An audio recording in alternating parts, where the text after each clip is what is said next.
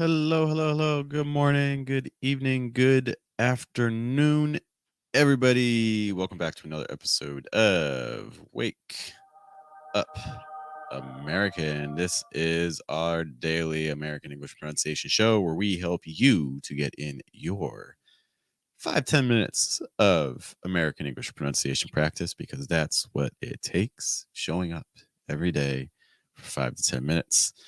We were on vacation here. We had a holiday over in the US. And so we've been gone. So maybe you've been gone from your English practice as well. Oh, no. I hope that's not true. But even if that is true, it's okay. We're going to get you back into the grind of things in a moment. But let me just quickly introduce myself in case you're not familiar with me. Hi, my name is Jeff. It rhymes with breath. That's one of the 4 keys to a natural sound in American English pronunciation, and that includes placement, pitch, breath, and trying to weaken your consonant sounds, trying to strengthen your vowel sounds. And today we're going to be talking a little bit about pitch. We've talked about pitch before. The concept that we're going to introduce to you today is not new. But we're just going to give you another opportunity to practice it in a little bit more detail because maybe you have forgotten or maybe you just need a little bit more practice with it. Because, hey, these things take time and that's okay. As we go through this, though, I did want to quickly answer a question. I see Kawira is back in the house. Hello to you. Happy Monday. I hope you're having a good day. Your Monday might, depend on where you are, your Mondays may already be halfway done. I did want to answer a question that was sent to me by Truth Finder. So thanks for sending us a question. And it's good to see you again as well. Every time I see your coat, I'm like, it's her. She's back.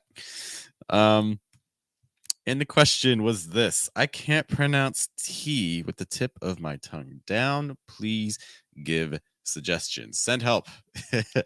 Got you. Okay, so we're going to try to help you out here. So what this is referring to is that when you're pronouncing that T sound or many other consonants in American English, like a N sound or a Z sound or a S sound, any of those sounds, you can actually pronounce them with the tip of your tongue. That's the tip of your tongue. You can actually pronounce them instead of up here. You can pronounce them with holding the tip of your tongue down. And instead, right there, that's the part that's actually going to make contact with the top of your mouth instead. So the tip of your tongue, that's down. That like mid front of your tongue, that's up. So it's like you're curling your tongue. So it's like t, t, t. When I'm doing that, that's the tip of my tongue pressed against the back of my bottom front tooth. Let's try to show you. T, t, t, t, t, t. Not sure if you can see that, but that again is tip my tongue down. Let me try to switch my camera angle so that way you can try to see it better.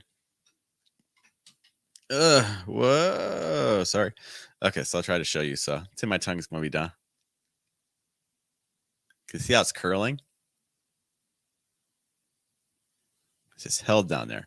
Okay, so now I'm going to make that T sound. Okay, so we're going to make that T sound with my tongue down here.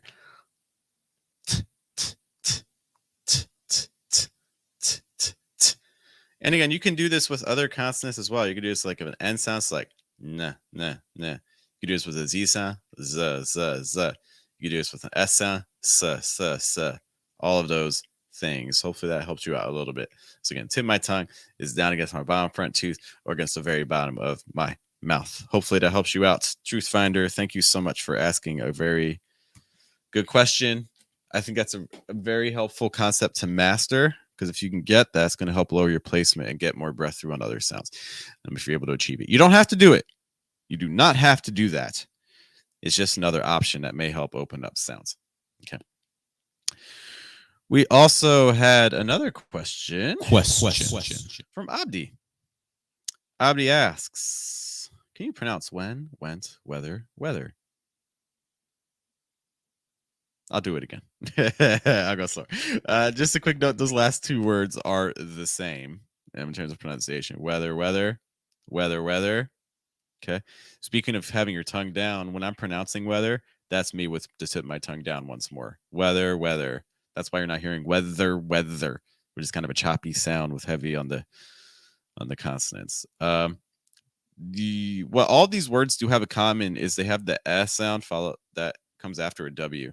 So like the very first thing you need to make sure you're doing right for these is to make sure you're pronouncing that S sound. So like to make that the back of my tongue is high, the middle of my tongue is high, the front of my tongue is high, everything's high.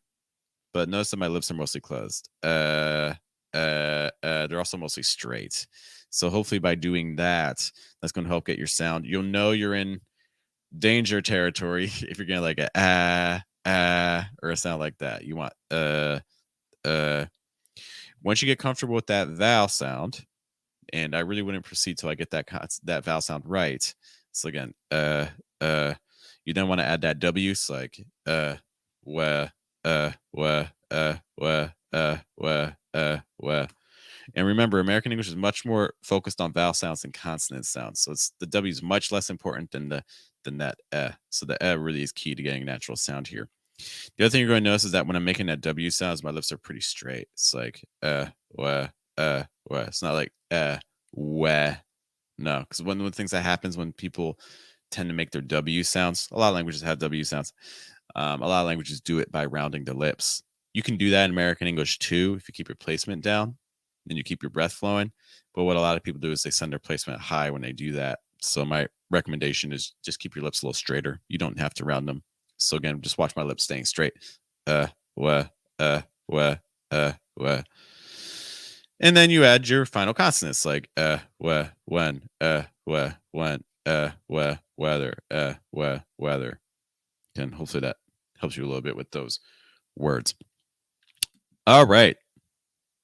Why are we here? What is the goal of this stream today? Oh, yeah, we're talking about pitch. Pitch. Okay. So, one of the things you've heard me say before is that you want to consider pitch to be like an elevator. To understand this concept most, we have to understand that in American English, we have floors. When I say floors, we're going to treat them as our thought groups. Our thought groups are words that go together in a sentence. Basically, when you have a thought group, that is a floor. You want all of your pitches to be on that floor. That means you can't go too high because then you're going to go up to another floor. You also can't go too low because then you'll end up on another floor as well.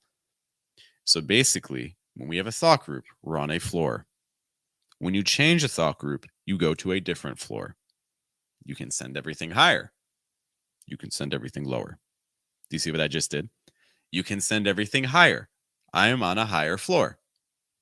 You can send everything lower. I am on a lower floor.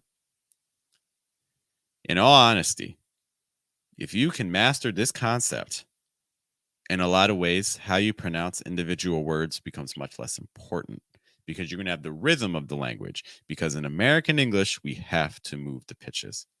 This is not an option to achieve a natural sound. If you do not do this, people are going to say you sound flat. They're going to say you sound robotic. They're going to say you sound monotone.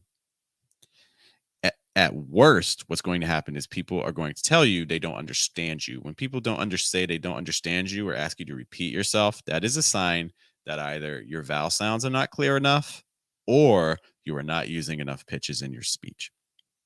To practice this, let us build a sentence together. We're going to build it in small sections. We're going to build it floor by floor. We're going to build it by thought groups. Let's start off with a single thought group.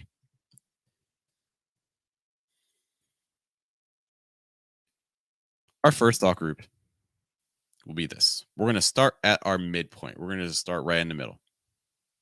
I didn't know. Try to say that with me. Say whatever is like a neutral pitch for you. We can start kind of neutral. I didn't know. Let's use rising intonation on no because we're actually going to have more information coming after it. So I didn't know. Let's add to that.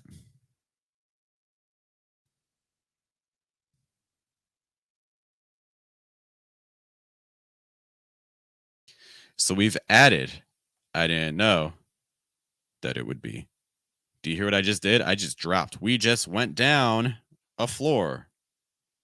I didn't know that it would be. I didn't know that it would be.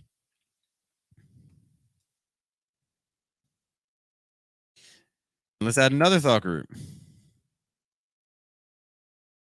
going to mark off our thought groups as well. This is going to be very similar to how our videos are for the shadowing channel.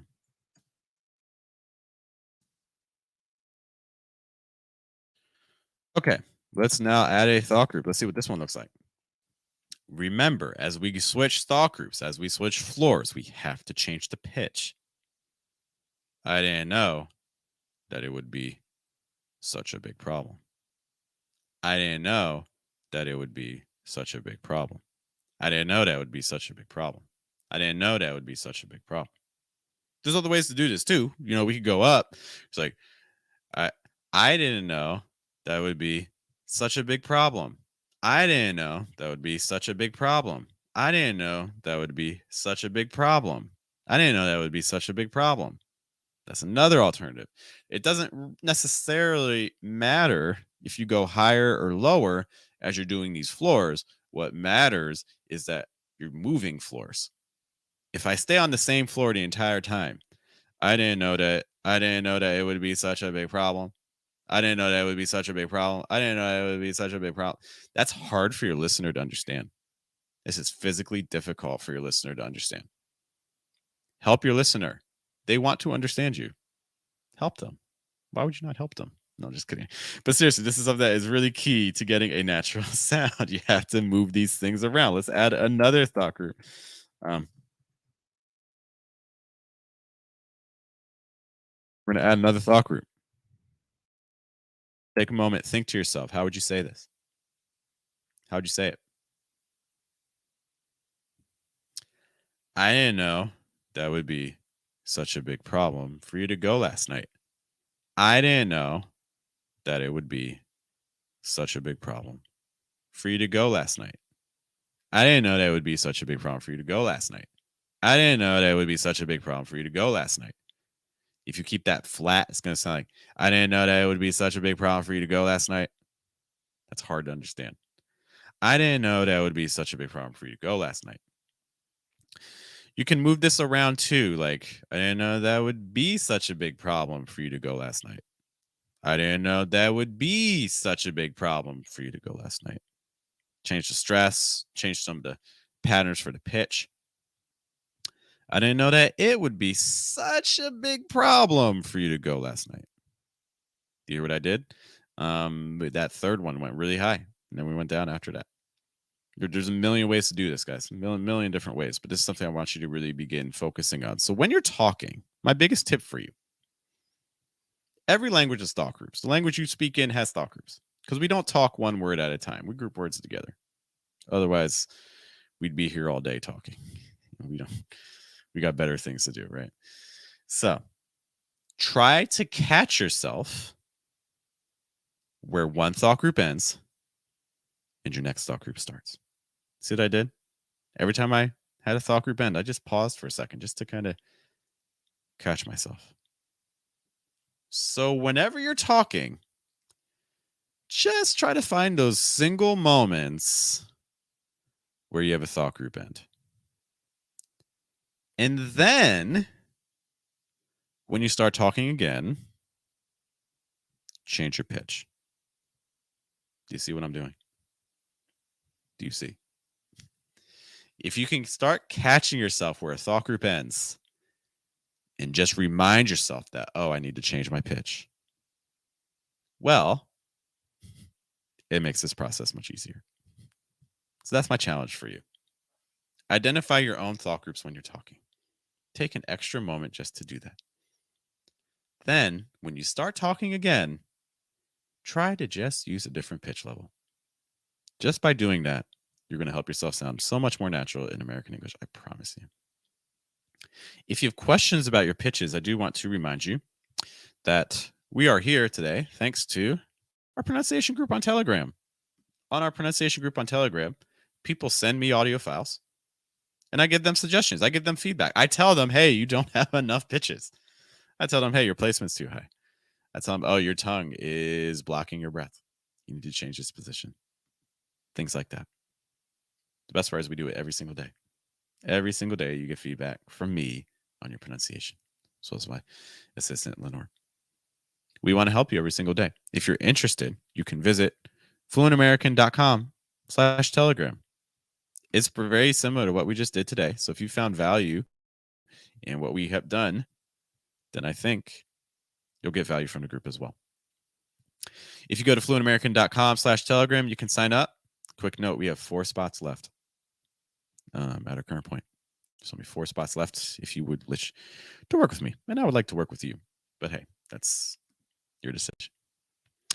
All right, guys, thank you so much for your time. I greatly appreciate it. Look, there's a million pronunciation resources out there. So the fact you spent some time with us is greatly, greatly appreciated. We'll be back tomorrow morning right around this time, usually around 8 a.m. New York. If you have other questions and things, topics you'd like to see in a future stream, let me know. Otherwise, I will see you guys later. Have a good day. Have a good night. Have a good afternoon. You guys all take care.